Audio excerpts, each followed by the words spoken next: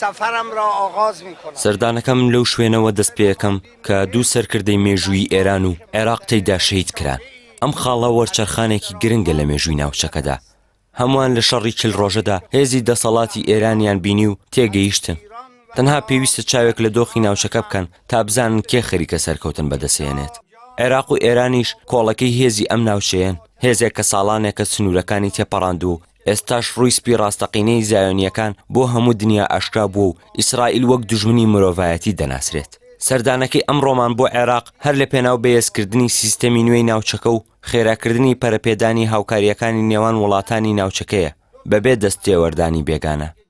من لە ناو جەرگەی شەڕیشدا چەندین جار بە ئاشکرا ڕوونم کردووەتەوە کە دەبێت وڵاتانی ئیسلامی ناوچەکە پەیوەندیەکی ئاسایشی قوڵ لە نێوان خۆیاندا دروست بکەن بۆ ئەوەی هاوکاریە ئابوووریەکانیان بەردەوام بێت.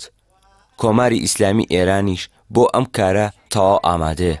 ڕوونەکەلێک نزیکبوونەوەی فەرهەنگی و ئاینی نێوان دوو میلەتی ئێران و عێراق دەرفەتێکی تایبەت بۆ بەدواداچوونی ئەم بابەتە دەڕەخسێنێت. هەر بۆیەش دەبوو سەردانی بەغداد بکەینە پێشینەی کارەکانمان.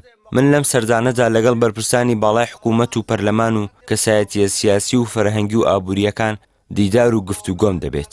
پەیوەندی دوو گەلی ئێران و عێراق پەیوەندیەکی مێژوویی ڕیشەدار و دانەبڕاوە. پەیوەندی ئێمە لەسەر بنەمای برایەتی و بەرەنگاربوونەوەی دەستێوەردانی بێگانەدا ڕژاوە.